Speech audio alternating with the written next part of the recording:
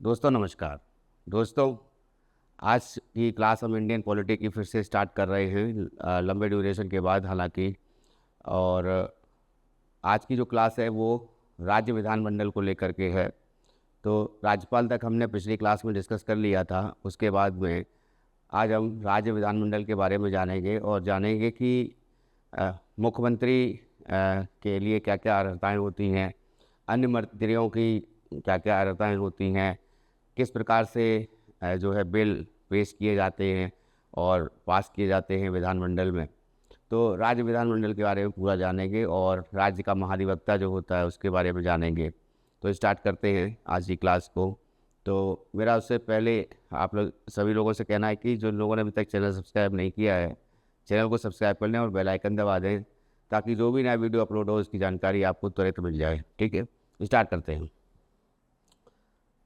अनुच्छेद 162 में ये कहा गया है कि संविधान के अनुच्छेद 162 में कि राज्य की एक कार्यपालिका शक्ति होगी।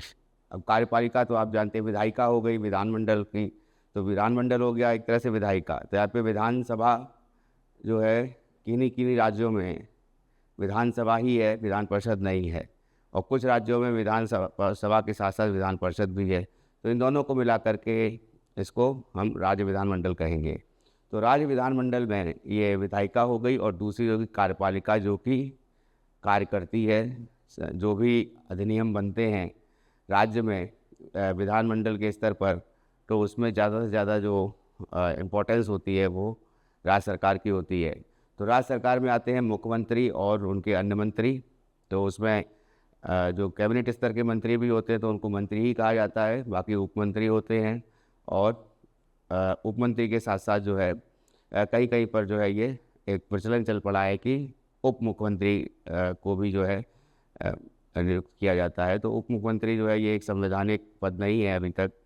तो इसमें क्या है कि 162 अनुच्छेद में संविधान के उपबंधों को लेकर के अधीन रहते हुए किसी राज्य की कार्यपालिका शक्ति का विस्तार और उन विषयों पर होगा जिनके संबंध में उस राज्य की विधानमंडल को विधि बनाने की शक्ति है।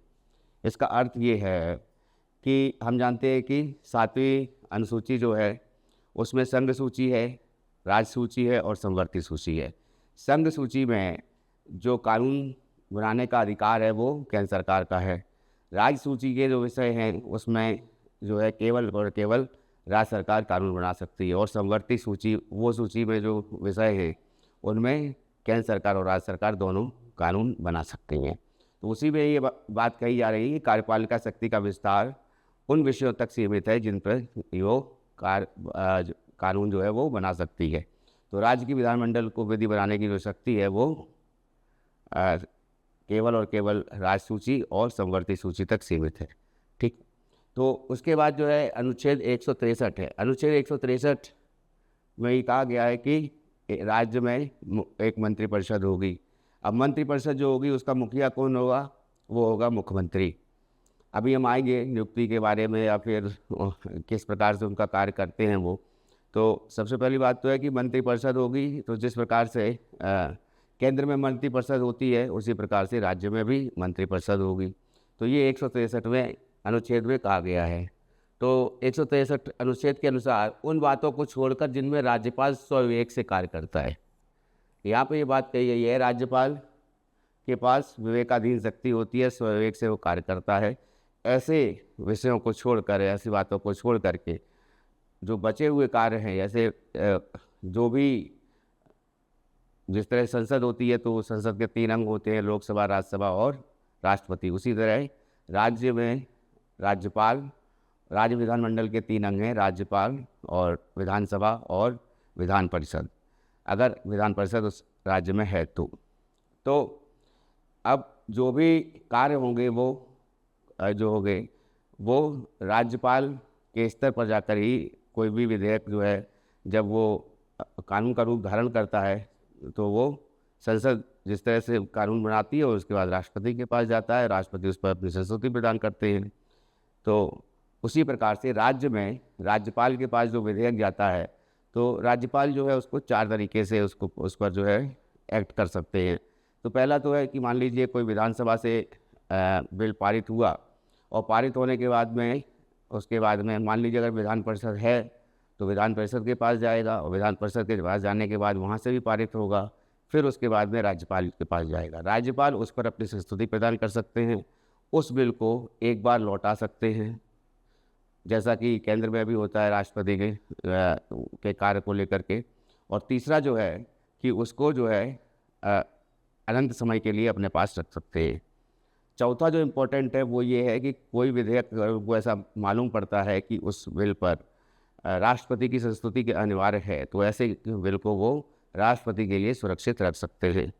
तो वो 4 तरीके से जो है किसी भी बिल पर वो अपनी राय दे सकते हैं। आप पूरी तरह से संस्तुति प्रदान कर सकते हैं या बिल को जो है वापस कर सकते हैं।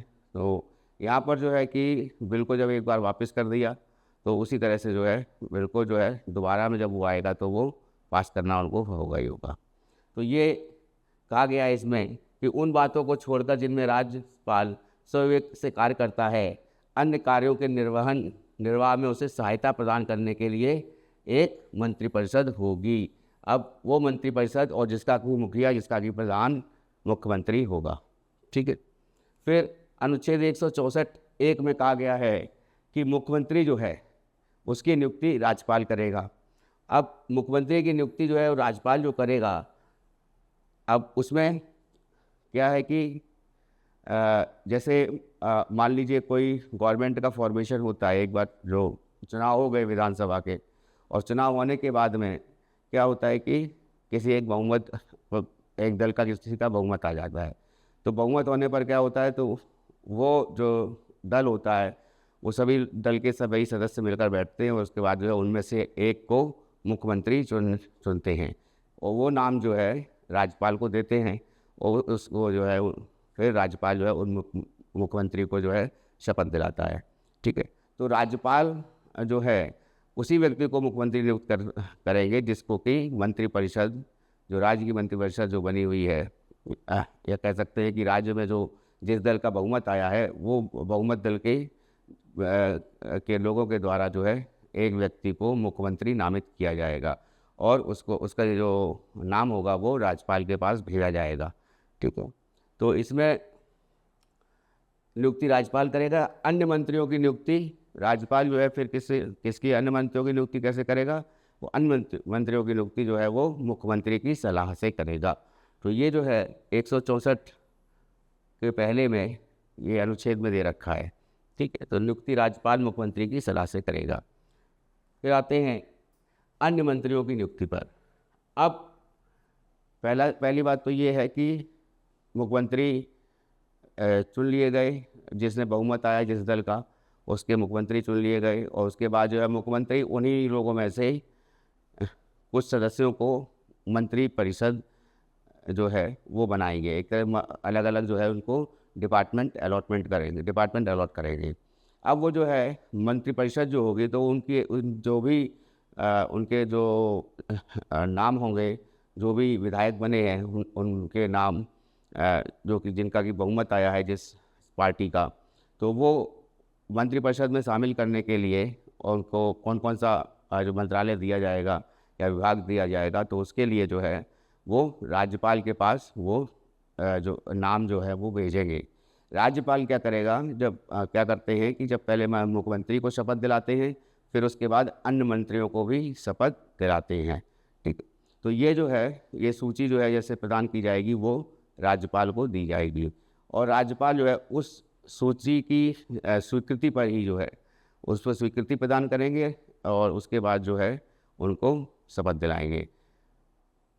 तो अन्य मंत्रियों की नियुक्ति राज्यपाल मुख्यमंत्री की मंत्रणा पर करते हैं, और पद की शपथ लेने के पश्चात मुख्यमंत्री अन्य मंत्रियों के नामों और विभागों की सूची राज्यपाल को देते हैं। एक बात याद रखिएगा, यहाँ पे विभाग शब्द का प्रयोग हुआ है और मंत्रालय शब्द का प्रयोग नहीं हुआ है। तो राज्य सरकार में, राज्य में विभाग होते हैं, केंद्र में मंत्रालय होते हैं। ठीक है। तो उसके बाद जो है साधारणतः उस सूची पर अपनी स्वीकृति प्रदान कर देते हैं कौन, राज्यपाल। फिर 91वां संविधान संशोधन आया 2003 में, और उसमें ये बताया गया कि अब मंत्रिपरिषद जो होगी वो कितना होनी चाहिए, कितनी उसका जो है विधानसभा जो है टोटल, तो विधानसभा के कुल सदस्य के कितना हिस्सा जो है वो मंत्रिपरिषद होनी चाहिए।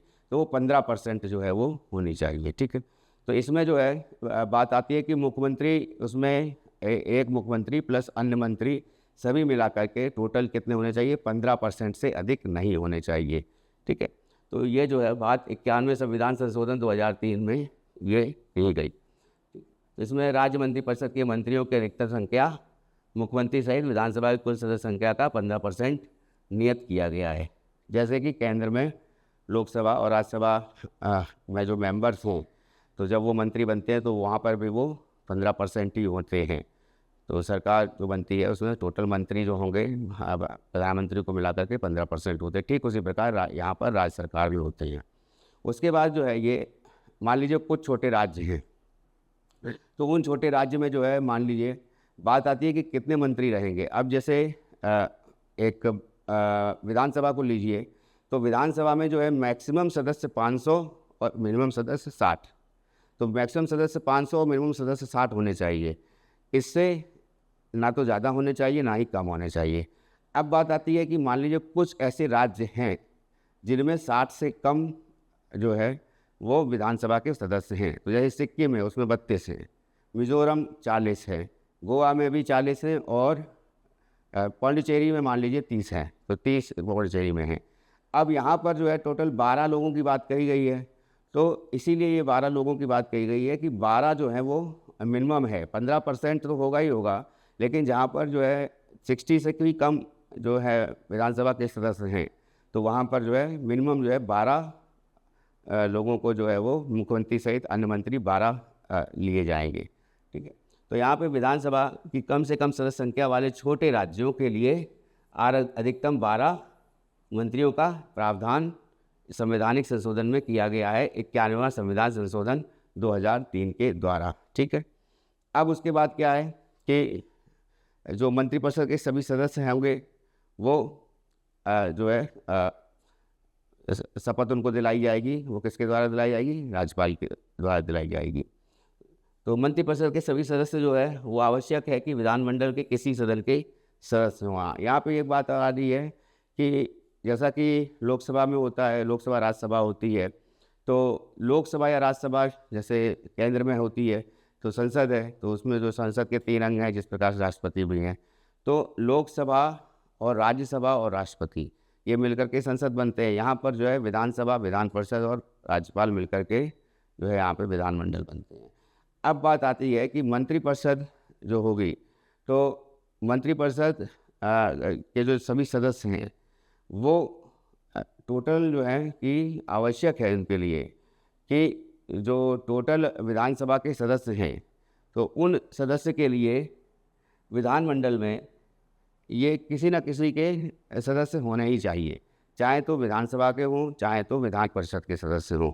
अगर मान लीजिए कोई ऐसा मंत्री चुना जाता है या ऐसे व्यक्ति को मंत्री या मुख्यमंत्री बनाया जाता है जो ना तो विधानसभा का सदस्य है या जिन राज्यों में विधान परिषद है उनका सदस्य है, तो ऐसे केस में क्या होता है कि उसको जिस प्रकार से केंद्र में होता है कि 6 महीने का टेन्योर दिया जाता है कि 6 महीने में उसको कहीं ना कहीं से MP बन के आना होगा, ठीक उसी तरह से यहाँ पर उसको MLA या MLC बनना होगा, 6 माह के अंदर चुनाव लड़के उसको आना होगा, या फिर विधान परिषद का सदस्य बनना होगा। यानी जो जहाँ पर अब विधान परिषद कहाँ पर है, तो 6 राज्य हैं जहाँ पर विधान परिषद हैं। तो पहला तो उत्तर प्रदेश में जो है टोटल 100 सीटें हैं विधान परिषद की। ठीक है, तो दूसरा हो गया मान लीजिए महाराष्ट्र है, 2 हो गए, फिर कर्नाटक 3 हो गए, उसके बाद आंध्र प्रदेश है, बिहार है और तेलंगाना है। तो ये 6 राज्य हैं जहाँ पर विधान परिषद मौजूद है। ठीक है, अब ये जो विधान परिषद है इसके बारे में डिस्कस हम करेंगे बाद में। पहले आते हैं कि मंत्रियों का शपथ ग्रहण। अब मंत्री जो शपथ ग्रहण लेते हैं वो किसकी शपथ लेते हैं? तो पहली बात तो है ये राज्यपाल इनको शपथ दिलाते हैं जब इनको जो है मंत्रालय अलॉट हो जाते हैं, या फिर कहेंगे कि जो मुख्यमंत्री हैं जिनके नाम जो है वो अपने मंत्रिपरिषद में लेना चाहते हैं, उन विधायकों के नाम जो है वो राज्यपाल को देते हैं और राज्यपाल को प्रदान करते हैं, और राज्यपाल जो है उनको पद और गोपनीयता की शपथ दिलाते हैं। पहली बात किसकी? पद की, और दूसरा जो है कि पद की गरिमा को बनाए रखेंगे और दूसरा गोपनीयता को बनाए रखेंगे। जो भी कृत्य होंगे, जो भी कार्य करेंगे, तो उससे संबंधित जो है जो गोपनीयता है उसको बनाए रखेंगे। ठीक है, सीक्रेसी बनाए रखेंगे, कॉन्फिडेंशियलिटी बनाए रखेंगे। तो मुख्यमंत्री सहित मंत्रिपरिषद के सभी सदस्यों को पद ग्रहण से पूर्व राज्यपाल द्वारा शपथ दिलाई जाती है। पद ग्रहण से पूर्व यानी कि पर्टिकुलर मंत्रालय देने से पहले उनको ये शपथ दिला दी जाती है। सभी मंत्री 2 प्रकार की शपथ लेते हैं, मैंने पहले बताया कि पहला जो है उसकी पद के लिए और दूसरा जो है किसके लिए, गोपनीयता के लिए। ठीक है, और इनके शपथ जो है जितने भी मंत्री हैं या कह सकते हैं कि मेंबर ऑफ पार्लियामेंट हैं या फिर मेंबर ऑफ लेजिस्लेटिव असेंबली हैं या कह सकते हैं विधान परिषद के सदस्य MLC हैं, तो इन सभी की जो शपथ है वो अनुसूची 3 में दी गई है। पहले ही मैंने बताया है कि राष्ट्रपति की जो शपथ है और उपराष्ट्रपति की जो शपथ है वो अनुसूची 3 में नहीं दी गई है। इसको जरूर याद रखिएगा, क्वेश्चन बहुत पूछा जाता है ये। ठीक है, राष्ट्रपति की दी गई है अनुच्छेद संख्या 60 में शपथ। ठीक है, वहाँ पर जो है जो अनुसूची 3 है उसमें शपथ नहीं दी गई है राष्ट्रपति की। ठीक, अब मंत्रिपरिषद का कार्यकाल कितना होता है, तो जैसा कि पता है कि विधानसभा का कार्यकाल 5 वर्ष का होता है, तो मंत्रिपरिषद का भी कार्यकाल 5 वर्ष का होता है।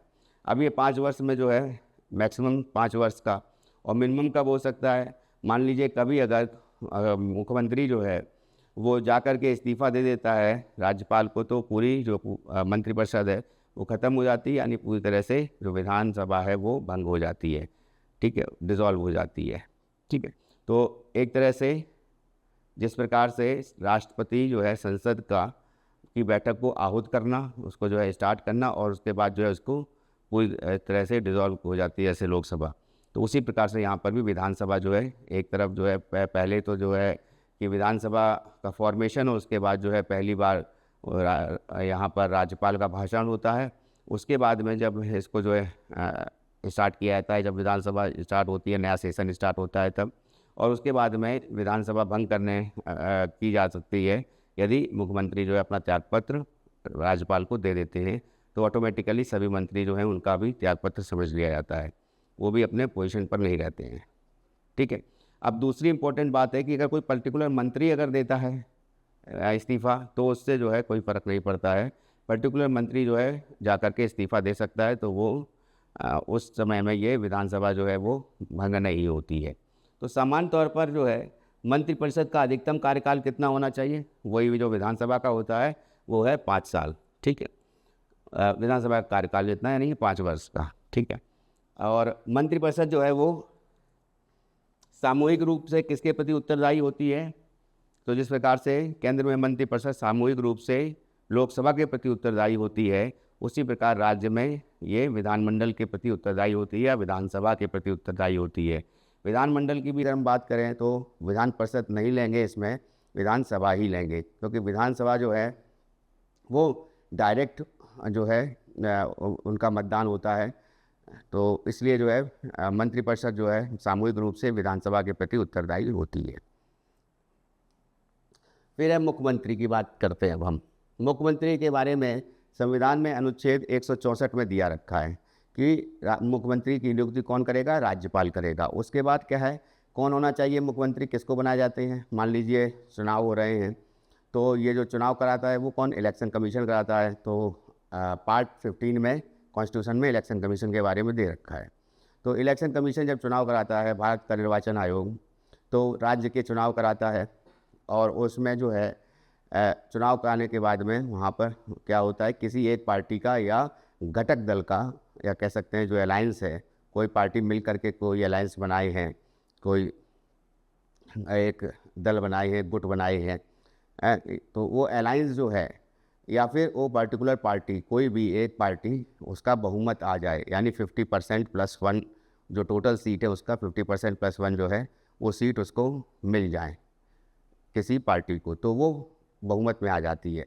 और जब बहुमत में आ जाती है तो बहुमत दल का जो नेता चुना जाता है, जो भी विधानसभा के सदस्य बने हैं उनके द्वारा, वो आपस में एक दूसरे से डिसाइड करते हैं। उसके बाद उनमें से एक बहुमत दल का नेता चुना जाता है, उस नेता को राज्यपाल जो है वो मुख्यमंत्री की शपथ दिलाते हैं। और उसके बाद वो मुख्यमंत्री जो है अन्य मंत्रियों की, जैसे मैंने कहा इससे पहले भी डिस्कस किया कि अन्य मंत्रियों की सूची प्रदान करता है जिनको वो मंत्रिपरिषद में लेना चाहता है, और उसके बाद जो है वो राज्यपाल जो है उनको भी शपथ दिलाते हैं। ठीक है, तो यहाँ पर जो है अनुच्छेद 164 में ये कहा गया है कि मुख्यमंत्री की नियुक्ति राज्यपाल करता है। राज्यपाल विधानसभा के बहुमत दल के नेता को मुख्यमंत्री की नियुक्ति करता है। मुख्यमंत्री की नियुक्ति के संबंध में 2 परिस्थितियों में अपने विवेक का प्रयोग कर सकता है। अब यहाँ पे एक बात आ गई कि 2 परिस्थितियाँ वो कौन सी हैं जहाँ पे वो विवेक का प्रयोग कर सकता है। अगर मान लीजिए किसी भी दल के जो है वो बहुमत नहीं आता है, 50% + 1 सीट उसकी नहीं आती है, तो ऐसे केस में क्या होता है कि राज्यपाल जो है किसी भी दल को जो है ऐसा तो सामान्य रूप से जैसे कि देखा गया है कि जिसके भी जो है सबसे ज़्यादा सीटें आती हैं जिस दल की भी, उसी को जो है राज्यपाल आमंत्रित करते हैं सरकार बनाने के लिए। परंतु ऐसा भी देखा गया है कि वो राज्यपाल के विवेक पर डिपेंड करता है कि वो किसको जो है किस पार्टी को या किस घटक दल जो हैं जिन्होंने जो मिलकर के जो है चुनाव लड़ा है, उसमें से वो किसको जो है चुनते हैं कि किसको आमंत्रित करते हैं सरकार बनाने के लिए। अब यहाँ पे बात आती है कि ऐसा भी केस हो जाता है कभी कभी कि एक दल में सामंजस्य ना रहने के कारण कभी कभी होता है कि बहुमत दल में ये जो है मुख्यमंत्री का फैसला ही नहीं हो पाता है कि कौन मुख्यमंत्री बनेगा। तो ऐसे केस में भी जो राज्यपाल जो है वो अपने विवेक का इस्तेमाल करके किसी भी व्यक्ति को जो है वो मुख्यमंत्री बना सकते हैं। तो ये 2 इम्पोर्टेंट पॉइंट हैं। ठीक है, और अमूमन तौर पर जो है ये निश्चित होता है, जैसे वहाँ पर राज्यसभा की बात आती है या फिर लोकसभा की बात आती है, तो लोकसभा या राज्यसभा में से किसी एक का मेंबर हो सकता है जो कह सकते हैं कि प्राइम मिनिस्टर बनते हैं सेंट्रल में। और यहाँ पर क्या है, जब मुख्यमंत्री बनते हैं तो वो विधानसभा के सदस्य होते हैं। तो मेनली जो है विधानसभा का सदस्य होना उसके लिए आवश्यक होता है। अब विधानसभा के सदस्य होने के लिए क्या क्या अर्हताएँ हैं, और तो उसमें जो है एक तो भारत का नागरिक होना चाहिए, 25 वर्ष की आयु उसकी पूरी हो जानी चाहिए, और विकृतिचित या दिवालिया नहीं होना चाहिए, और वो व्यक्ति जो है उसका जो है वो भारत का नागरिक होना चाहिए। तो भारत का नागरिक जो है वो यहाँ पे बात करी गई है कि जहाँ से वो चुनाव लड़ेगा वहाँ की और वोटर आईडी में वोटर आईडी होनी चाहिए, उसका मतदाता सूची में उसका नाम होना चाहिए। तो प्रथम विधानसभा के किसी एक राजनीतिक दल को स्पष्ट बहुमत जब प्राप्त नहीं होता है। दूसरी बात आती है विधानसभा के बहुमत दल का कोई सर्वमान्य नेता नहीं होता है, जिसको हमने बताया, और मुख्यमंत्री विधानसभा का सदस्य होता है। ये नेक्स्ट है कि मंत्रिपरिषद का गठन। इसके बारे में मैंने आपको बताया कि मुख्यमंत्री सर्वप्रथम कार्य अपनी मंत्रिपरिषद का गठन करता है, और मुख्यमंत्री की सलाह पर जो है वो राज्यपाल मंत्रिपरिषद के मंत्रियों की नियुक्ति करते हैं। उसके बाद अनुच्छेद 167 में ये कहा गया है कि मुख्यमंत्री का यह कर्तव्य है, ये बहुत इंपॉर्टेंट है, याद रखिएगा। जो चीज़ अनुच्छेद 167 में यहाँ दी गई है, केंद्र में वही अनुच्छेद आर्टिकल नंबर 78 में दी गई है। और ये बहुत बार पूछा जाता है कि मुख्यमंत्री का ये दायित्व है, ये कर्तव्य है कि जो भी कार्य किए जा रहे हैं प्रशासन के द्वारा, या जो भी विधेयक हैं जो पारित किए जा रहे हैं, या जो भी निर्णय लिए जा रहे हैं मुख्यमंत्री के द्वारा, उन सभी के बारे में उसको जो है समय समय पर सूचना देनी होती है राज्यपाल को। ठीक है, तो जो भी विधानमंडल में या जो कह सकते हैं कि जो भी इम्पोर्टेंट बिल्स हैं, तो उन बिल्स के बारे में जो है जानकारी देनी पड़ती है राज्यपाल को मुख्यमंत्री को। तो ये आता है आर्टिकल 167 में, 167 में। केंद्र में ये आर्टिकल 78वां है कि प्रधानमंत्री का ये दायित्व है, ये कर्तव्य है कि समय समय पर वो जो भी केंद्र में जो भी प्रशासनिक कार्य हो रहे हैं, कार्यपालिका उनकी जो कार्य कर रही है, उसकी जो सूचना है या उसका जो कह सकते हैं कि इम्पोर्टेंट मैटर्स हैं जो उनके बारे में जो सूचना करना या उनको सूचित करना, जो है राष्ट्रपति को सूचित करना, ये प्रधानमंत्री का दायित्व हो जाता है। तो ये आता है 78वें आर्टिकल में केंद्र में। और यहाँ पर ये 167 अनुच्छेद में आता है कि मुख्यमंत्री का ये कर्तव्य है कि वह राज्य के प्रशासन संबंधी और विधान विषयक मंत्रिपरिषद से सभी निर्णय राज्यपाल को संसूचित करे।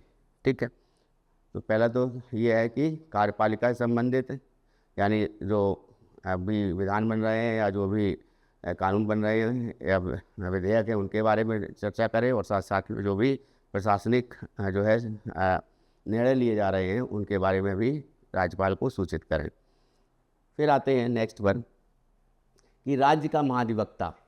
अब पहले हम राज्य का महाधिवक्ता के बारे में बता देते हैं, फिर उसके बाद जो है विधान मंडल के बारे में पूरा डिस्कस करेंगे।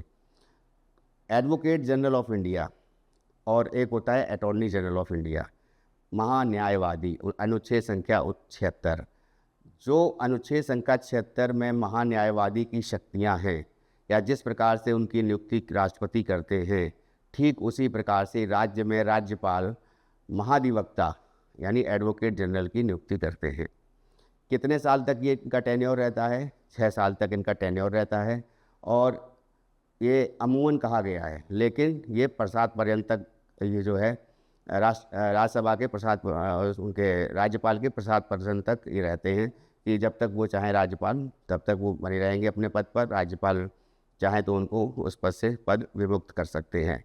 दूसरा जो इम्पोर्टेंट है कि अब ये महाधिवक्ता जो हैं ये राज्य के सर्वोच्च विधि अधिकारी होते हैं, और जिस प्रकार से अटॉर्नी जनरल केंद्र में जो है कि देश के जो है सर्वोच्च विधि अधिकारी बोले जाते हैं। तो अब दूसरा इम्पोर्टेंट पॉइंट है कि इनका कार्य क्या होता है, तो सरकार का पक्ष रखना। कहाँ पर? हाई कोर्ट में या निचले न्यायालयों में। तो कौन रखता है ये पक्ष? ये रखते हैं या महाधिवक्ता राज्य में, और केंद्र में अटॉर्नी जनरल केंद्र सरकार का पक्ष रखते हैं। तो जो भी मुकदमे होते हैं या जो भी मान लीजिए किसी प्रकार से जो मुकदमे हैं या कह सकते हैं कि जो भी कानूनी रूप से जो भी कृत्य हैं, जो भी काम होते हैं, वो सभी जो है केंद्र सरकार के पक्ष में पक्ष रखते हैं न्यायालय में अटॉर्नी जनरल, और महाधिवक्ता जो है जो सॉलिसिटर ये एडवोकेट जनरल हैं वो रखते हैं जो निचली न्यायालय होती हैं राज्य में, जिला न्यायालय में और राज्य के उच्च न्यायालय में। अब दूसरी बात है कि इनकी ये तो इनका कार्य है, और अर्हता क्या है? अर्हता वही अर्हता है जो हाई कोर्ट के जज को बनने के लिए अर्हता चाहिए होती है। भारत का नागरिक हो, दिवालिया ना हो, विकृति चित्त ना हो, और इसके बाद जो है इम्पोर्टेंट पॉइंट है कि 10 साल तक वो न्यायाधीश के पद पर रहा हो, जिला न्यायाधीश के पद पर रहा हो पहली बार राज्य में, या फिर 10 साल तक वो अधिवक्ता के रूप में कार्य किया हो, एडवोकेट के रूप में कार्य किया हो हाई कोर्ट में। तो ये जो है रिक्वायरमेंट्स होती हैं किसी जो भी एडवोकेट जनरल होते हैं या फिर महाधिवक्ता होते हैं राज्य में, उनके लिए। अब यहाँ पर ये गिवन है कि 165 में महाधिवक्ता का नामक प्राधिकारी का प्रावधान किया गया है। महाधिवक्ता राज्य का सर्वोच्च विधिक अधिकारी होता है।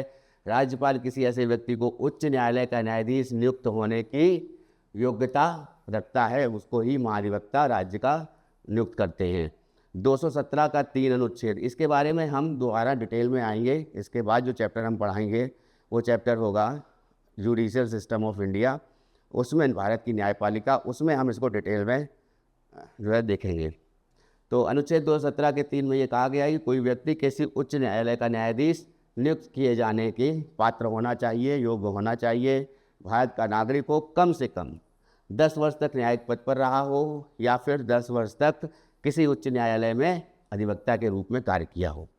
फिर क्या है कि महाधिवक्ता राज्यपाल के प्रसाद पर्यंत तक रहते हैं, मैंने बताया, ठीक है। तो वही चीज़ है कि राज्यपाल के प्रसाद पर्यंत तक ये पद धारण करते हैं।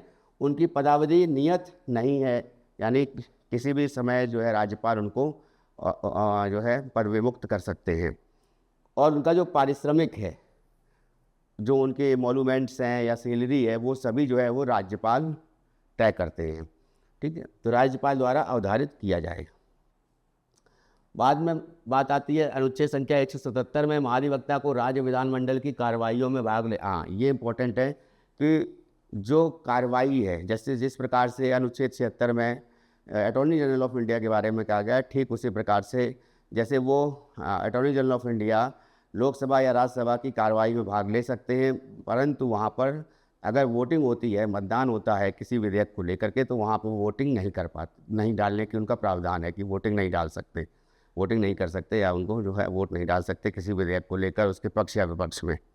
ठीक उसी प्रकार से महाधिवक्ता भी राज्य में विधानमंडल में या विधानसभा में जो भी कार्रवाई चल रही है उसमें तो वो भाग ले लेंगे, लेकिन उनको वहाँ पर जो है मतदान करने का अधिकार नहीं है, वोट डालने का अधिकार नहीं है। ये अनुच्छेद 177 में कहा गया है।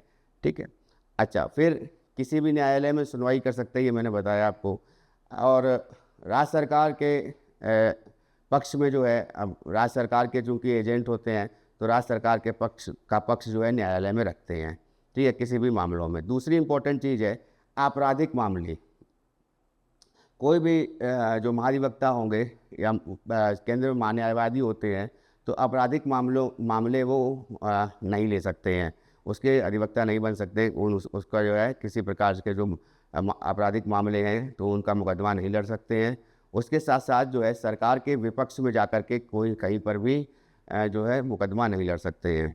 ठीक, उसके साथ साथ किसी भी कंपनी जो है, मान लीजिए कोई एमएनसी है, उसके जो है एमडी या सीईओ बनाया जाना है, तो वो भी उनको वो नहीं बन सकते हैं।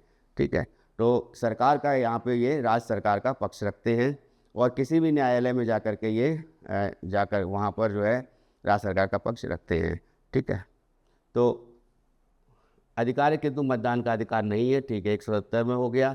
राज्य किसी भी न्यायालय में सुनवाई का अधिकार रखते हैं। ठीक, महाधिवक्ता राज्य सरकार के विरुद्ध न्यायालय में आने वाले मामलों में सरकार की ओर से पक्ष रखते हैं। ठीक है, वह स्वतंत्र रूप से गैर सरकारी मुकदमा लड़ सकते हैं, वही गैर सरकारी मुकदमा लड़ सकते हैं, परंतु आपराधिक नहीं।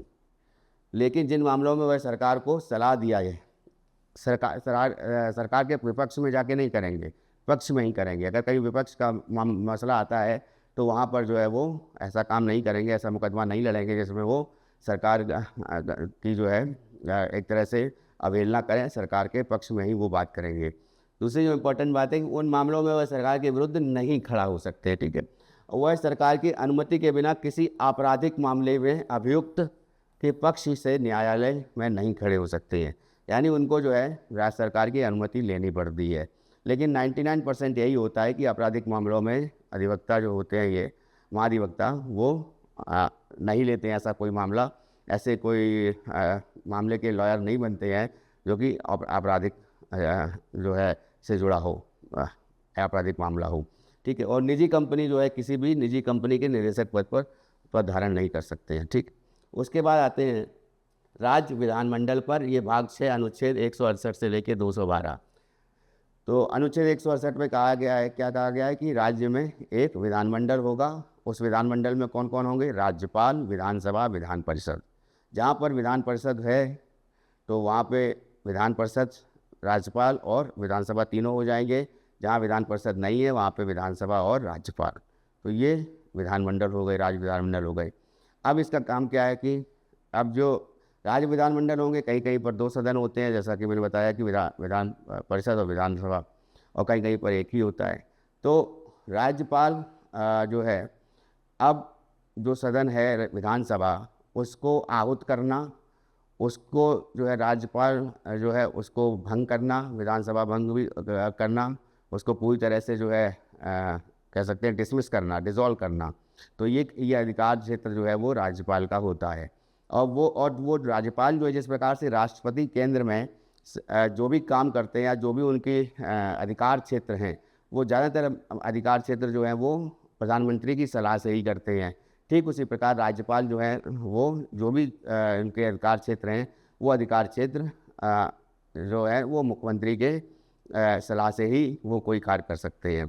ठीक है, उसके बाद जो है बात आती है कि राज्यपाल जो है कि जो विधानसभा है और जहाँ पे विधान परिषद है, तो सबसे बड़ी बात तो ये है कि विधानसभा और विधान परिषद में इम्पोर्टेंट बात यहाँ पे आती है कि जो निचला सदन है विधानसभा, तो विधानसभा ही मुख्य सदन बोला जाता है और जिसको कह सकते हैं, और जो उच्च सदन है जो विधान परिषद है उसको जो है उच्च सदन बोला जाता है। तो विधानसभा की जो जैसे कि लोकसभा जो है वो निम्न सदन है और उच्च सदन जो है राज्यसभा है, ठीक उसी प्रकार से यहाँ पर भी है। विधानसभा के द्वारा जो है जो भी बिल पास किए जाते हैं, चाहे वो सामान्य बिल हो या कह सकते हैं सामान्य विधेयक, तो सामान्य विधेयक को लेकर के राज्यपाल जो है उसको उस विधेयक को क्या कर सकते हैं, उसको जो है या तो पास कर सकते हैं, उसको अपनी संस्तुति प्रदान कर सकते हैं, या फिर उसको जो है लौटा सकते हैं वापस विधानसभा में, ठीक है, फिर से दोबारा आएगा तो उसको जो है उनको पास करना ही, उसको उनको करना ही होता है, मैंडेटरी हो जाता है। तीसरा जो है वो किसी भी विधेयक को लंबित रख सकते हैं अपने पास, जो है लॉन्ग टेन्योर तक जो है वो रख सकते हैं। और चौथा जो है, कोई विधेयक अगर उनको ऐसा प्रतीत होता है कि जिसमें राष्ट्रपति की सलाह लेना ज़रूरी है तो वो राष्ट्रपति के लिए सुरक्षित रख लेते हैं, ठीक है। तो इसमें क्या है, अनुच्छेद 168 में कहा गया है कि प्रत्येक राज्य के लिए एक विधानमंडल होगा, राज्यपाल कुछ राज्यों में 2 सदनों से व अन्य राज्यों में 1 सदन से मिलकर बनेगा। 2 सदन वाले कौन कौन से हैं, मैंने अभी 6 राज्य बताए हैं। पहला तो है नॉर्थ में आइए तो उत्तर प्रदेश और बिहार, ठीक है। उसके बाद साउथ में जाइए तो आंध्र प्रदेश और तेलंगाना, कर्नाटक, महाराष्ट्र, ठीक है। तो ये जो है 6 राज्य हैं, आंध्र प्रदेश, तेलंगाना, कर्नाटक, महाराष्ट्र और आंध्र प्रदेश, तेलंगाना, कर्नाटक, महाराष्ट्र और उत्तर प्रदेश और बिहार। हाँ, तो ये 6 राज्य ऐसे हैं जहाँ पे विधान परिषद है। अब जिन राज्यों में विधानमंडल के 2 सदन होंगे वहाँ एक का नाम विधान परिषद और एक का नाम विधानसभा, लेजिस्लेटिव असेंबली होगा, ठीक है। फिर राज्य विधानमंडल राज्यपाल और 1 सदन वाले राज्यों में विधानसभा, 2 सदन वाले राज्यों में विधानसभा विधान परिषद से मिलकर बनता है। राज्यों के विधान परिषद की स्थापना का उन्मूलन, हाँ ये इम्पोर्टेंट है कि जो विधानसभा का विधान परिषद का की स्थापना, किस राज्य में अगर विधान परिषद की स्थापना करनी है या फिर उन्मूलन, विधान परिषद को ख़त्म करना है। देखिए, विधान परिषद को जो है डिसॉल्व नहीं किया जा सकता, विधान परिषद को किसी तरह से जो है उसकी कार्रवाई चल रही है तो उनको जो है सस्पेंड किया जा सकता है कार्रवाई को, जो है कुछ टाइम के लिए। लेकिन जब डिसॉल्व की बात आती है, पूरी तरह से भंग करने की बात आती है, तो विधान परिषद को, ये स्थायी सदन है, इसको भंग नहीं किया जा सकता। परंतु यहाँ पे बात आती है कि उन्मूलन और स्थापना, यानी कि एक तरफ उसको बनाना विधान परिषद को और दूसरा जो है विधान परिषद को उन्मूलन करना, ठीक है। तो ये दो चीज़ें हैं, ये संसद करती है। तो संसद करती है तो संसद जो है कब कर सकती है, तो देखिए मान लीजिए कोई राज्य है, मान लीजिए उत्तर प्रदेश को ही हम ले लेते हैं या मध्य प्रदेश को ले लेते हैं। अब पहली बात तो क्या है कि टोटल जितने सदस्य हैं विधानसभा के, तो विधानसभा के कुल सदस्य का 50% प्लस प्रेजेंट का 2/3 बहुमत, यानी कि बेसिकली कह सकते हैं विशेष बहुमत से कोई ये एक जो संस्तुति प्रधान, एक जो है कैसे संस्तुति नहीं कहेंगे, क्या कहेंगे कि मान लीजिए 2/3 बहुमत से और टोटल का जो है 50% प्लस जो प्रेजेंट है उनके 2/3 बहुमत से एक जो विधान परिषद को बनाने के लिए प्रस्ताव पारित करें, प्रस्ताव को जो है वो भेजेंगे केंद्र में, और केंद्र में जब संसद के पास जाएगा तो संसद को 50% प्लस 1 साधारण बहुमत से उसको पास करना होगा, तब जाके किसी राज्य में वो विधानसभा के साथ साथ विधान परिषद बन पाएगी। तो ऐसा जो है विधान परिषद को बनाने के लिए आवश्यक होता है। तो यहाँ पे है, राज्य में विधान परिषद की स्थापना और उन्मूलन का अधिकार किसको है, अनुच्छेद 169 के तहत संसद को है, और संसद जो है इसको साधारण बहुमत से बना सकती है। फिर वो संसद जो है उसमें राज्यसभा और लोकसभा जो है वो बहुमत पारित होगा, उसके बाद जो है राष्ट्रपति के पास जाएगा और राष्ट्रपति के पास जाने के बाद उस राज्य में विधान परिषद बन जाएगी। इस प्रकार कानून बनाया जाएगा और संविधान संशोधन नहीं समझा जाएगा इसको, तो ये कॉन्स्टिट्यूशनल अमेंडमेंट नहीं माना जाएगा, ठीक है। नेक्स्ट है विधानसभा, लेजिस्लेटिव असेंबली।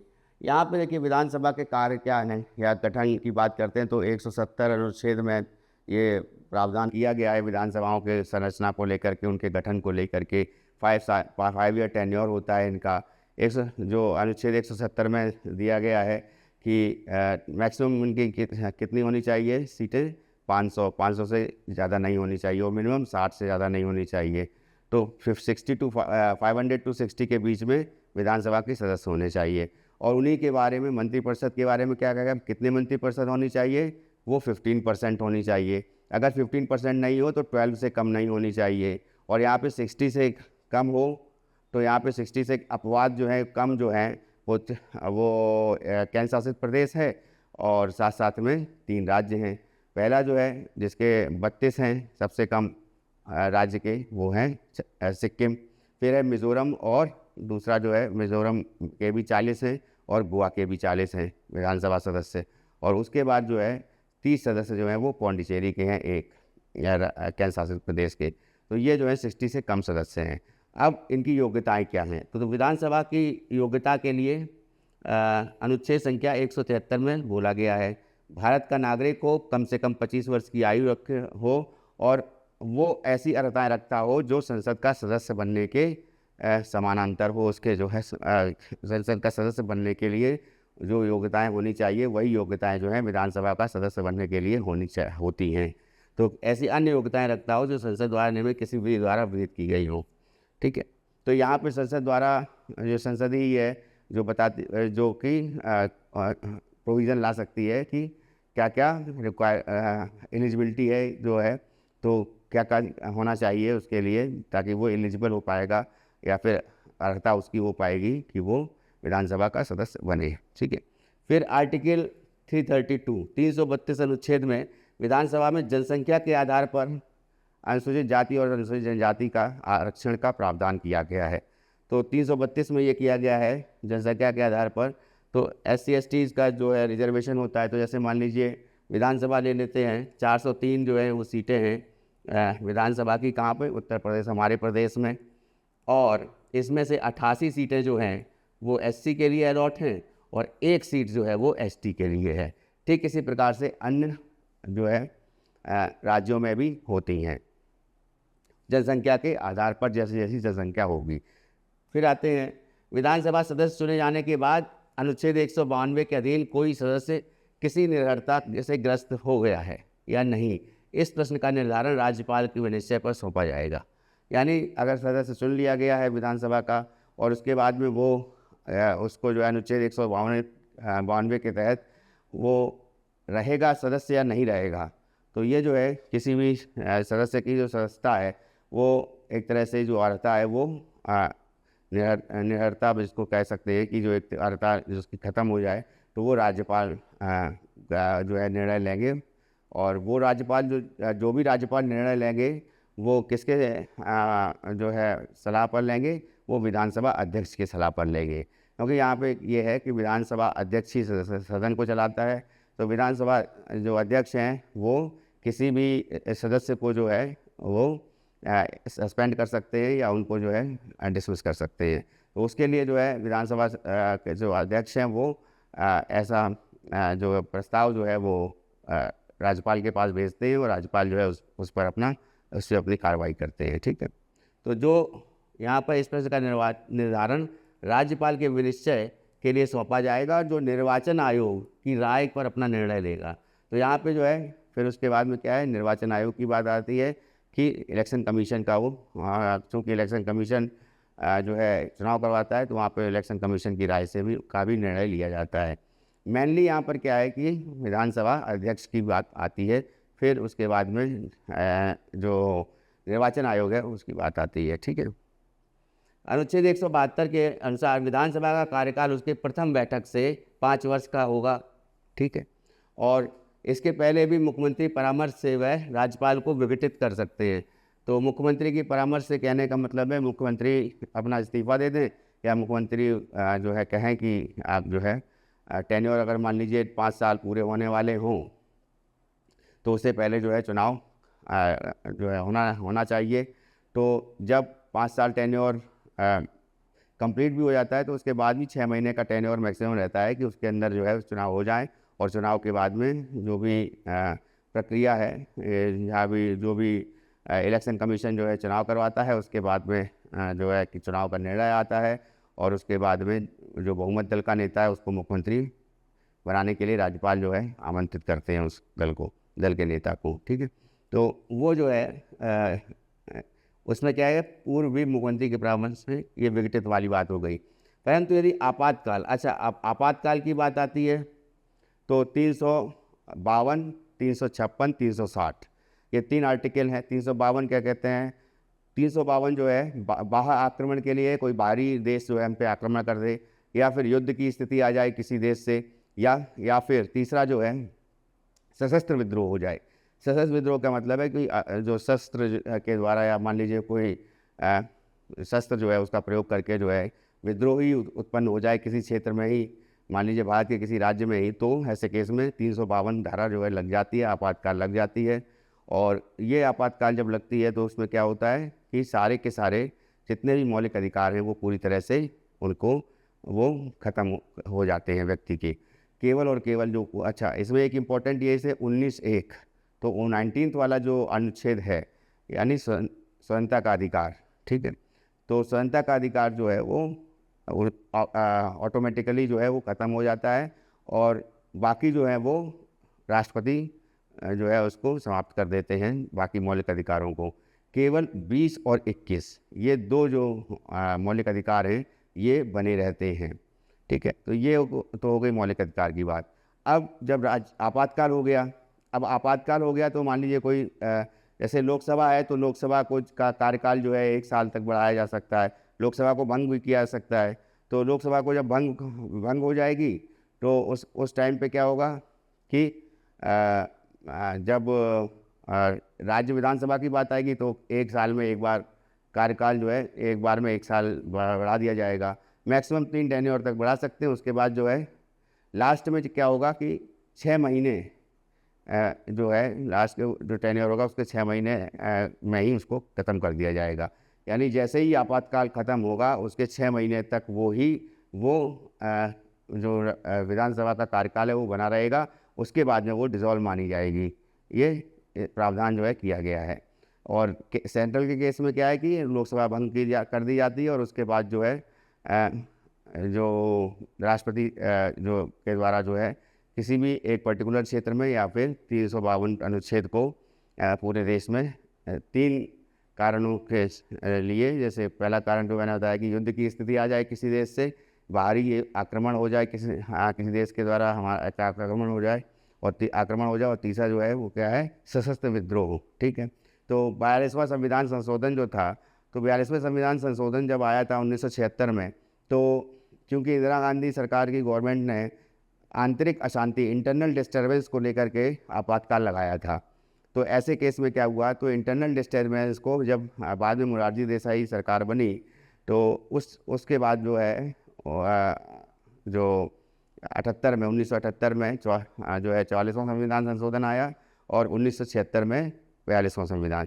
42वें संविधान संशोधन में क्या किया कि ये सशस्त्र विद्रोह कर दिया गया, किसके, आंतरिक अशांति को हटा करके। क्योंकि आंतरिक अशांति को डिफाइन करना जो है वैलिड नहीं हो पाया था कि किस तरीके से हम जान पाएंगे कि ये आंतरिक अशांति हो गई है। तो यहाँ पे सशस्त्र विद्रोह लिया गया, ठीक है। तो आपातकाल जब घोषणा होती है तो ऐसे केस में संसद के द्वारा विधानसभा का कार्यकाल जो है बढ़ा सकती है। एक बार 1 वर्ष से अधिक नहीं होगा, एक बार में 1 वर्ष, फिर मैक्सिमम 3 बार बढ़ा सकती है। और उसके बाद जो है जब वो चलता रहेगा तो 6 मंथ जो है लास्ट, मान लीजिए आपातकाल ख़त्म हो गया, तो आपातकाल ख़त्म होने के 6 महीने तक वो विधानसभा रहेगी, उसके बाद वो डिसॉल्व मानी जाएगी, ठीक है। नेक्स्ट आते हैं, विधानसभा अध्यक्ष के कार्य क्या हैं। तो दोनों सदनों में अलग अलग होते हैं। यहाँ पे अध्यक्ष कहा जाता है, स्पीकर कहा जाता है जैसे लोकसभा में, और वहाँ पर जो है विधानसभा अध्यक्ष कहा जाता है। दूसरा जो है कि जिस प्रकार से लोकसभा में अध्यक्ष और उपाध्यक्ष होते हैं, स्पीकर और डिप्टी स्पीकर होते हैं, उसी प्रकार यहाँ पर भी जो है अध्यक्ष और उपाध्यक्ष होते हैं, डिप्टी स्पीकर या स्पीकर होते हैं, ठीक है। अब मान लीजिए कि ये जो सदस्य हैं इन्हीं में से जो है एक स्पीकर चुन लिया जाता है। इंटरनल जो है आंतरिक जो विधानसभा होती है उसकी आंतरिक सहमति से, जो सभी दलों के सदस्यों की सहमति से विधानसभा अध्यक्ष चुन लिए जाते हैं। उसके बाद में विधानसभा, अच्छा इनकी शपथ नहीं होती है, शपथ इनको जो है as a member of legislative assembly के रूप में ही इनको शपथ लेनी होती है। इनकी कोई अलग से शपथ नहीं दी जाती है, जैसे लोकसभा अध्यक्ष की कोई शपथ नहीं होती है, वहाँ पर भी जो है केवल चूँकि लोकसभा के सदस्य होते हैं इसलिए उनकी सदस्यता की, एमपी मेंबर ऑफ पार्लियामेंट की शपथ होती है, ठीक है। यहाँ पे इसी तरह से एमएलए के रूप में ये शपथ लेते हैं। तो अब अध्यक्ष बन गए तो एक उपाध्यक्ष भी चुन लिया गया। तो अध्यक्ष के साथ साथ जब मान लीजिए समय अध्यक्ष एब्सेंट होते हैं, अध्यक्ष का कोई काम मान लीजिए नहीं मान लीजिए अध्यक्ष किसी कारणवश जो है प्रेजेंट नहीं होते हैं, और ऐसे केस में जब सदन को चलना होता है तो उपाध्यक्ष जो हैं वो डिप्टी स्पीकर जो हैं वो कार्रवाई को चलाते हैं, ठीक है, तो अध्यक्ष का पद धारण करते हैं डिप्टी स्पीकर। तो ये अब यहाँ पर बात आती है कि दोनों का चुनाव विधानसभा के सदस्य अपने सदस्यों में से ही करते हैं। इनका कार्यकाल कितना होता है, विधानसभा का कार्यकाल जितना होता है, यानी 5 वर्ष तक ही होता है। अब अध्यक्ष जो है वो उपाध्यक्ष को, और उपाध्यक्ष अध्यक्ष को अपना इस्तीफा दे सकता है किसी भी समय, ठीक है। अब दोनों सदनों जो है, दो विधानसभा सदस्य हैं, वो साधारण बहुमत से जो है एक प्रस्ताव के आधार पर इनको हटाया जा सकता है। कि जैसे मान लीजिए कहीं बात आती है कि अध्यक्ष को हटाया जाना है और उनके खिलाफ में उनको जो है हटाने के लिए जो है प्रस्ताव पारित करना है। तो उसके पहले क्या होता है, 14 डेज़ का इनको भी टाइम दिया जाता है। 14 दिन पहले जो है इसको सूचित करना आवश्यक होता है। 14 डेज़ पहले ये सूचना देते हैं, इनको दी जाती है अध्यक्ष को या उपाध्यक्ष को, जिनको भी हटाना है। और उसके बाद ही ये विधानसभा सदस्य जो है वो साधारण बहुमत से जो है ये प्रस्ताव जो है वो पारित करते हैं। उसके बाद जो है ये विधानसभा अध्यक्ष हट जाते हैं, ठीक है, उनको अपने पद से मुक्त होना पड़ता है। तो यहाँ पे इन दोनों यहाँ पे अध्यक्ष अपना त्यागपत्र जो उपाध्यक्ष को, उपाध्यक्ष अपना त्यागपत्र अध्यक्ष को देता है। दोनों को विधानसभा सदस्यों के साधारण बहुमत द्वारा पारित प्रस्ताव के आधार पर हटाया जा सकता है। अध्यक्ष का पद हटाए जाने के प्रस्ताव लंबित है तो वह निर्णायक मत, हाँ ये इंपॉर्टेंट है कि निर्णायक मत नहीं दे सकता। अगर मान लीजिए अध्यक्ष का पद जो है हटाया जाना चल रहा है, एक तरह से लंबित है मामला, तो ऐसे केस में क्या होता है, अब निर्णायक मत की बात कहाँ आती है कि जब मान लीजिए किसी बिल को लेकर, किसी विधेयक को लेकर, जैसे केंद्र में होता है कि किसी विधेयक को लेकर के जो सत्ता पक्ष है और विपक्ष है वो उसमें मत एकता का अभाव है, और जब वोट बराबर हो जाते हैं तो क्या होता है कि इनको निर्णायक मत देना पड़ता है। तो चूंकि अगर मान लीजिए ऐसी स्थिति आ जाती है कि इनको हटाने का प्रस्ताव चल रहा होता है, तो उस केस में क्या होता है कि ये जो है इनको वोट देने का अधिकार नहीं होता है, निर्णायक मत देने का अधिकार नहीं होता है किसी बिल को लेकर के। फिर आते हैं कि इनके कार्य क्या क्या हैं, अधिकार क्षेत्र। तो पहला तो है कि सदन की जो बैठक है उसको उसकी अध्यक्षता करते हैं, और उसकी कार्रवाई का संचालन जो है अच्छी तरह से उनको चलाना होता है, शांतिपूर्ण रखा जाता है मामला जो है उसको, जो है एक तरह से सदन में शांति व्यवस्था बनाए रखना। उसके बाद जो है कार्रवाई को जो है वो क्या करते हैं, सस्पेंड भी कर सकते हैं, निलंबित करना या स्थगित करना ये कर सकते हैं। कोई विधेयक धन विधेयक है कि नहीं, ये लोकसभा अध्यक्ष बताते हैं वहाँ पे केंद्र सरकार में जो है, केंद्र में वो धन विधेयक है कि नहीं है, ये लोकसभा अध्यक्ष जो है वो निर्णय लेते हैं। यहाँ पर विधानसभा अध्यक्ष निर्णय लेते हैं। तो 1 मिनट रुकिएगा।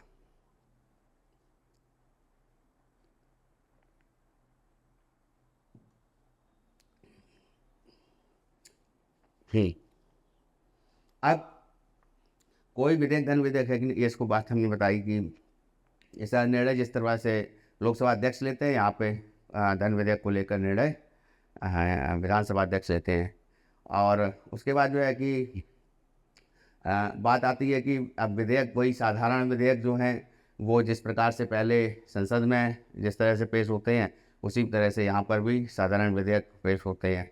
मनी बिल, मान लिया कोई विधेयक को, तो उस विधेयक को अगर मान लीजिए विधान परिषद है तो वहाँ पर 14 दिन के अंदर उसको पास करना होता है, नहीं करती है तो ऑटोमेटिकली पास माना जाता है विधान परिषद से।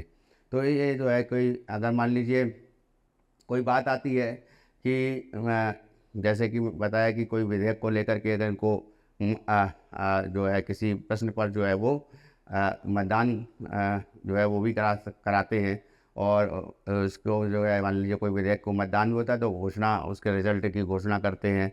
उसके बाद जो है सदन की कार्रवाई जो है सही हो सके, तो उसके साथ साथ मान लीजिए कोई सदन का सदस्य है या विधानसभा का सदस्य है, वो जो है अमर्यादित या फिर कोई ऐसी भाषा का प्रयोग करता है जो असंसदीय है ना, तो अमर्यादित भाषा का प्रयोग करना या अशिष्ट भाषा का प्रयोग करने अगर वो करता है तो ऐसे केस में उसको जो है रिकॉर्ड से हटवाते भी है, ठीक है। तो ये जो कार्रवाई है, उसके बाद जो है एक तरह से विधेयक को किस तरीके से पास करवाना है और किस तरीके से सुचारू रूप से शांतिमय तरीके से सदन चल सके, उसकी जिम्मेदारी इनकी होती है। इसके साथ साथ ये किसी भी सदस्य को जो है निलंबित कर सकते हैं, और सदन से जो है वो एक तरह से सस्पेंड करके इनको बाहर कर सकते हैं। उनको लगता है कि ये जो है सदन की शांति में जो है बाधक बन रहे हैं, तो ऐसा वो कर सकते हैं।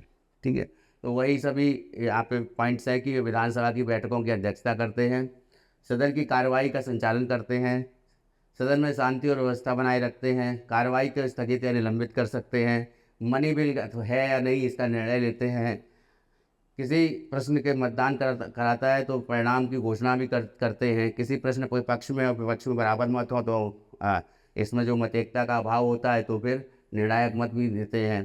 फिर कार्रवाई में ऐसे शब्दों को निकाला जाने का भी, रिकॉर्ड से निकाले जाने की बात करते हैं जो कि असंसदीय होते हैं या फिर अशिष्ट होते हैं या फिर कह सकते हैं कि अमर्यादित होते हैं। ठीक है, तो ऐसे सदस्य ऐसे शब्दों को भी निकाले जाने का प्रावधान है। अब आते हैं विधान परिषद। विधान परिषद के बारे में मैंने बता दिया कि ये पहले बता दिया कि उच्च सदन इसको कहते हैं, जैसे राज्यसभा को कहते हैं।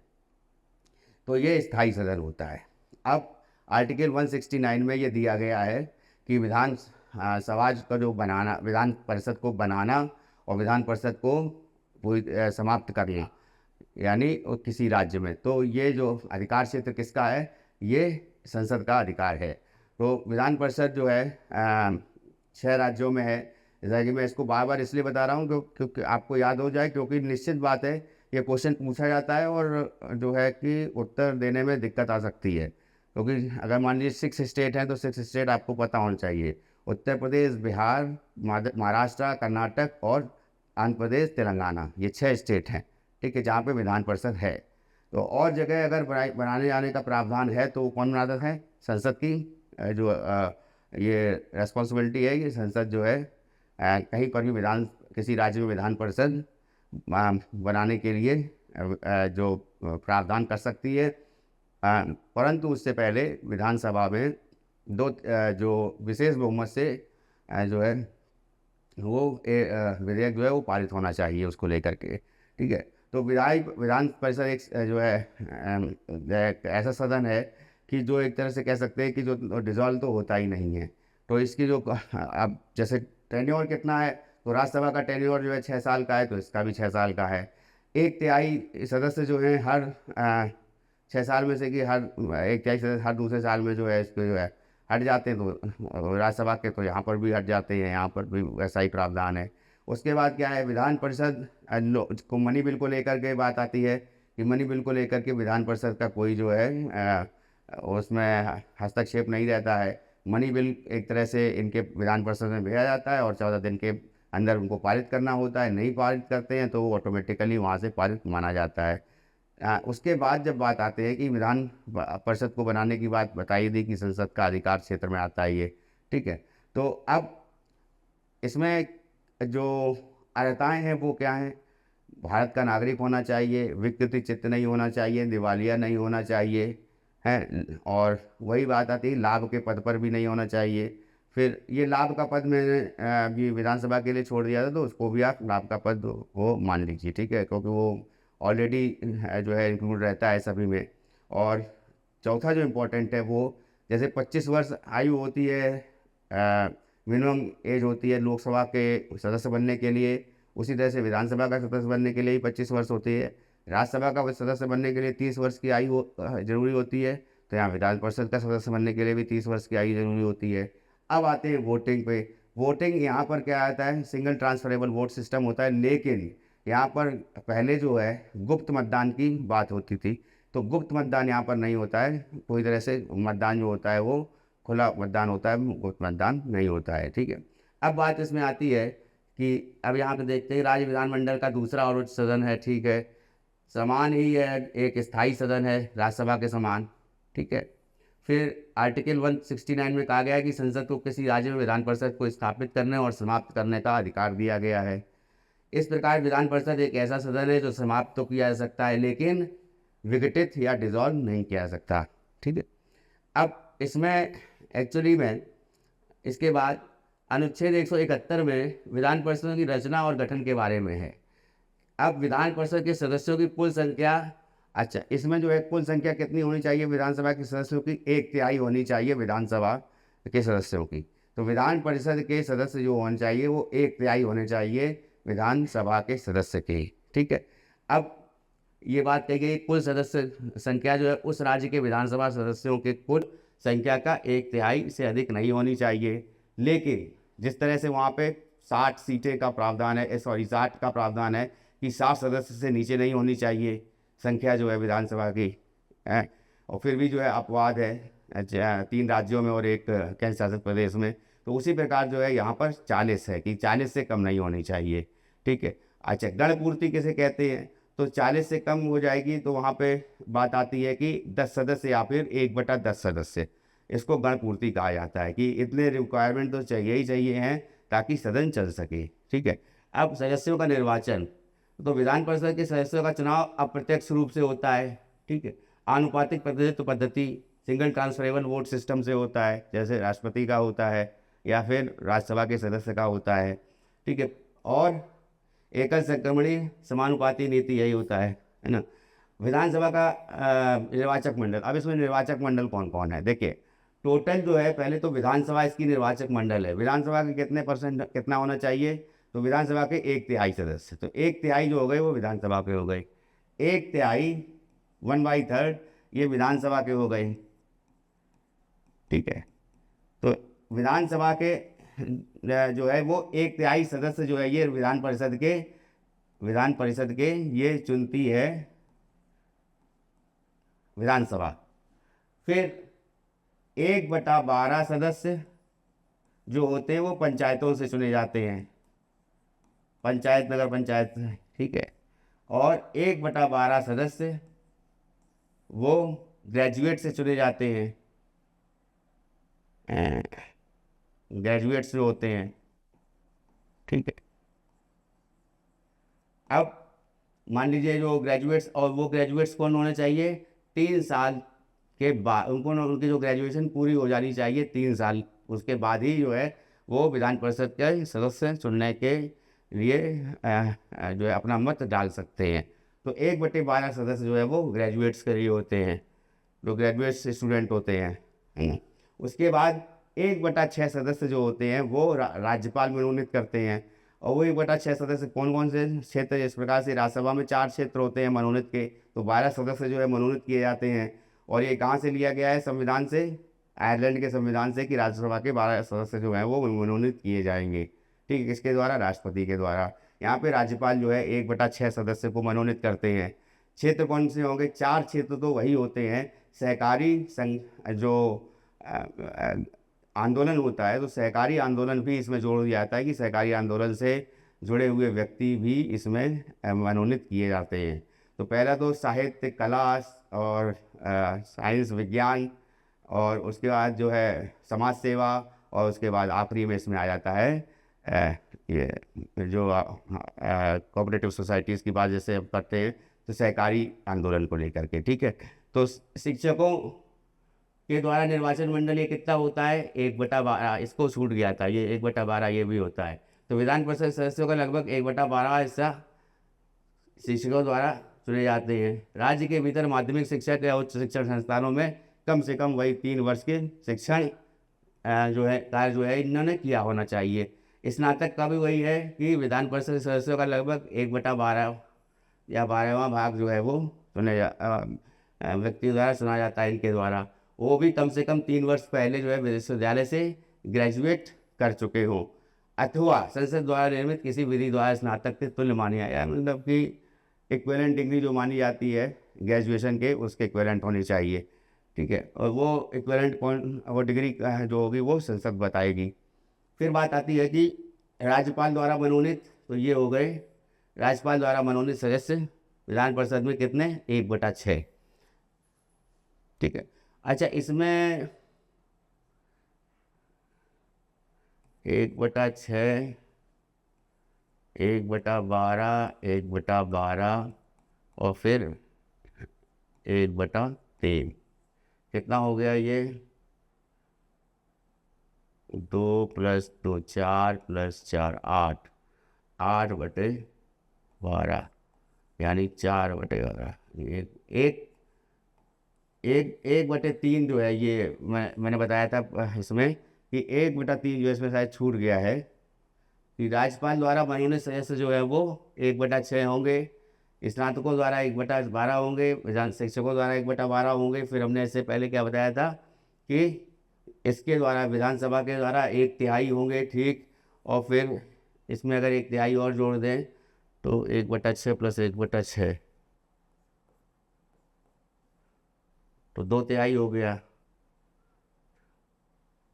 तो 2/3 हो गया और इसके बाद में 1/3 सदस्य जो है वो पंचायतों से चुने जाएंगे, ठीक है। यहाँ पे ये 1/12 नहीं है और ये 1/3 सदस्य वो पंचायत से चुने जाएंगे, वो यहाँ पर नहीं गिवन नहीं है, लेकिन 1/1/3 सदस्य उससे चुने जाएंगे, ठीक है।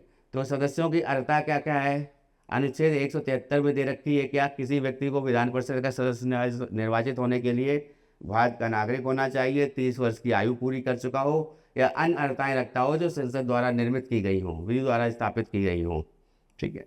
कार्यकाल वही 6 वर्ष का मैंने बताया। स्थायी सदन है तो इसमें से क्या होते हैं, हर जो है 1/3 सदस्य जो है वो अवकाश पर चले जाते हैं, फिर उनकी सदस्यता जो है हट जाती है, वो उनकी सदस्यता कंप्लीट हो जाती है तो फिर हट जाते हैं।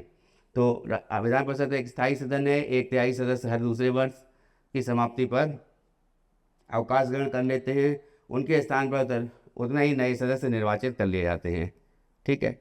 उसके बाद में प्रत्येक सदस्य जो है वो 6 वर्ष तक के लिए रहता है, आयु का कोई भी यहाँ पे बात नहीं आ रही है, ठीक है। फिर सदस्यों का शपथ ग्रहण, अब इसमें सेम है कि शपथ ग्रहण जो है वो राज्यपाल करवाते हैं, जो भी सदस्य चुन के आते हैं, और इनके जो है वो भी संविधान के प्रति सच्ची निष्ठा रखेंगे और साथ में संप्रभुता, एकता, अखंडता को बनाए रखेंगे, ठीक है। ये इनकी जो है शपथ में ये कहते हैं, ठीक है। और विधि द्वारा स्थापित जो भी कानून होगा उसकी जो है उसका पालन करेंगे, ठीक है। तो संविधान के प्रति निष्ठा ही बनाए रखेंगे। तो विधानमंडल के दोनों सदनों में प्रत्येक सदस्य अपना स्थान ग्रहण करने से पूर्व राज्यपाल के सम्मुख या राज्यपाल द्वारा नियुक्त किसी व्यक्ति, तो अगर राज्यपाल नहीं होंगे तो उनके पक्ष, मान लीजिए राज्यपाल नहीं है तो chief justice of high court जो है वो इनको शपथ दिलाएंगे, ठीक है। तो देश की प्रभुता या प्रति श्रद्धा रखेंगे, निष्ठा का ही शपथ लेनी पड़ती है, और इनकी शपथ भी दी हुई है किसमें, अनुसूची 3 में। फिर वेतन और भत्ते इनके क्या होते हैं, तो विधानसभा के जो भी सदस्य होते हैं या विधान परिषद के जो भी सदस्य होते हैं या राज्यपाल हैं, तो या फिर हाई कोर्ट्स के जस्टिस हैं या जिला लेवल पे जो जस्टिस होते हैं, वो इन सभी की जो वेतन भत्ते हैं, वो वेतन भत्ते राज्य की संचित निधि से दिए जाते हैं, ठीक है। तो जो consolidated fund of the state है उससे दिए जाते हैं। तो विधानसभा और विधान परिषद सदस्यों की ऐसे वेतन भत्ते मिलेंगे जिन्हें राज्य का विधानमंडल विधि द्वारा निर्धारित करेगा। तो ये जो है कंसोलिडेटेड फंड ऑफ स्टेट से, यानी कि जो मैंने बताया कि संचित निधि, राज्य की संचित निधि से इनका वेतन भत्ते दिए जाते हैं। अधिवेशन की बात आती है तो टोटल कितने अधिवेशन होते हैं, तो टोटल होते हैं कि 3, और उसमें क्या था, 2 अधिवेशनों के बीच में जो है 6 मंथ से ज़्यादा का टेन्योर नहीं होना चाहिए, 6 महीने के से अंतराल उससे कभी होना चाहिए, 6 महीने से ज़्यादा का अंतराल नहीं होना चाहिए। गण पूर्ति 1/10 सदस्य होती है, किसी भी सदन को चलाने के लिए 1/10 सदस्य होने चाहिए, उस समय प्रेजेंट नहीं है तो कम से कम 10 सदस्य होने चाहिए, 10 या फिर 1/10, ठीक है। ये गण पूर्ति होती है। उसके बाद शक्तियाँ और कार्य क्या हैं, तो इसमें मैंने विधेयक के बारे में बता ही दिया है। सामान्य विधेयक के केस में जो है वो साधारण विधेयक बहुमत से पारित करना होता है। विधेयक जो है जिस प्रकार से लोकसभा और राज्यसभा में विधेयक पारित होते हैं, ठीक सामान्य विधेयक वैसे ही विधानसभा और विधान परिषद से पारित किए जाते हैं। दोनों की जो वैल्यू है वो सेम ही है, ठीक है। और इसमें जो है अब बात आती है कि मान लीजिए कोई धन विधेयक है, तो धन विधेयक को लेकर के मैंने बता ही दिया कि विधानसभा का जो पावर है वो ज़्यादा होता है, और धन विधेयक जो है केवल विधानसभा में ही पेश किया जा सकता है, जैसे वहाँ केंद्र में लोकसभा में ही पेश किया जा सकता है। फिर धन विधेयक को कौन रखवाता है पटल पर, तो संसद के पटल पर राष्ट्रपति रखवाते हैं, यहाँ पर जो है राज्यपाल रखवाते हैं। और कोई विधेयक धन विधेयक है, इसका निर्णय कौन लेता है, इसका निर्णय जो है लोकसभा अध्यक्ष लेते हैं केंद्र में, और यहाँ पर कौन लेते हैं, राज्य में लेते हैं, जो विधानसभा के अध्यक्ष होते हैं वो लेते हैं, ठीक है। उसके बाद में एक बहुत इम्पोर्टेंट बात यह है कि मान लीजिए कोई ऐसा प्रस्ताव है कि कोई राष्ट्रीय हित को लेकर के कोई बात आती है, तो उस केस में क्या होता है, जो कानून बनाने का जो दायित्व होता है वो राज्य सूची जो है या समवर्ती सूची है, इन पर जो है राज्य सरकार कानून बना सकती है। लेकिन राज्य सूची पर जब कभी बात आती है कि राष्ट्र हित की बात आती है, तो राज्य सूची के विषयों पर भी केंद्र सरकार जो है वो कानून बनाती है। ठीक है। दूसरी जो इम्पोर्टेंट बात है वो ये है कि समवर्ती सूची में जब मामला, जैसे मान लीजिए शिक्षा का क्षेत्र है या कोई ऐसा क्षेत्र है जो कि समवर्ती सूची में है, जिसमें कि केंद्र और राज्य सरकार दोनों कानून बना सकती हैं, तो उस केस में जो है केंद्र सरकार की जो कानून होगा वो ही पारित माना जाएगा और उसी कानून को जो है अमल में लाया जाएगा। वहाँ पे जो है राज्य सरकार का कानून नहीं माना जाएगा। ठीक है। उसके बाद जो नेक्स्ट बात आती है वो होती है आपातकाल को लेकर के। फिर इसमें जो है धारा 356 की बात आती है, आर्टिकल 356 की। तो आर्टिकल 356 356 में कहा गया है राष्ट्रपति शासन के बारे में। तो राज्यपाल को जो है जब कभी ऐसा महसूस होता है कि जो राज्य की सरकार है वो संविधान का पालन नहीं कर रही है या संविधान को लेकर के जो है संविधान सम्मत नहीं है, तो ऐसे केस में क्या होता है, जब राज्य सरकार जो होती है वो संविधान सम्मत कार्य ना कर रही हो, ऐसा प्रतीत जब राज्यपाल को होता है, तो ऐसे केस में राज्यपाल जो है राष्ट्रपति से राज्य में राष्ट्रपति शासन लगाने के लिए जो है वो एक तरह से कह सकते हैं राष्ट्रपति को, तो उसकी मांग कर सकते हैं। परंतु यहाँ पे एक बात आती है कि कोई भी जो राष्ट्रपति के द्वारा लिया गया जो भी डिसीजन है, वो डिसीजन हमेशा प्रधानमंत्री के पक्ष या फिर मंत्रिपरिषद की सलाह से ही लिया जाता है। तो यहाँ पर जो है बात आ जाती है कि केंद्र सरकार की, तो वहाँ पर जो है कि जो राज्य की जो सरकार है, तो राज्य की सरकार अगर जो है संविधान सम्मत नहीं चल रही है, तो उसमें भी जो है उसमें केंद्र सरकार का पक्ष भी इम्पोर्टेंट होता है। उसमें मंत्रिपरिषद का, जो केंद्र की मंत्रिपरिषद है, उसका पक्ष इम्पोर्टेंट होता है, यानी उसकी सलाह लेनी होती है, तभी जाकर के राष्ट्रपति जो है पर्टिकुलर स्टेट में जो है राष्ट्रपति शासन लगा सकते हैं। और राष्ट्रपति शासन जो है एक तरह से एक तरह से बोला जाता है कि राष्ट्रपति शासन जो है वो एक तरह से जो केंद्र राज्यपाल के अधीन आ जाता है शासन पूरा, और राज्यपाल को केंद्र का एजेंट बोला जाता है। तो सरकारिया कमीशन की बात आती है, तो 1983 में सरकारिया कमीशन बना था। केंद्र राज्य संबंधों के बारे में सरकारिया कमीशन ने बहुत डिटेल में बात कही थी, और राज्यपाल की नियुक्ति को लेकर के भी कही थी कि राज्यपाल की जो नियुक्ति होनी चाहिए वो उस स्टेट के राजनीति से अलग होनी चाहिए। उसके साथ साथ और भी प्रावधान किए थे। तो इम्पोर्टेंट ये याद आता है, हमेशा क्वेश्चन पूछा जाता है कि सरकारिया आयोग कब बना, तो 1983 में बना। सरकारिया आयोग का संबंध किससे है, तो केंद्र राज्य संबंध से है। तो एक तरह से फेडरल स्ट्रक्चर को ये सरकारिया आयोग जो है उसको समझाते हैं। ठीक है। वो आयोग जो है बनाया गया था केंद्र राज्य संबंधों को लेकर के। तो अब इसमें जो है कुछ विधेयक राज्य विधानमंडल में प्रस्तावित किए जाने से पूर्व राष्ट्रपति की अनुमति के लिए आवश्यक होती है।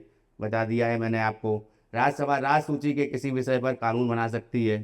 ठीक है। अगर 2/3 बहुमत से प्रस्ताव पारित कर दे, विशेष बहुमत से प्रस्ताव पारित कर दे, तो राज्य सूची के किसी भी जो विषय है उस पर कानून बना सकती है। तो समवर्ती सूची कौन सी है, ये अनुसूची कौन सी है, 7वीं।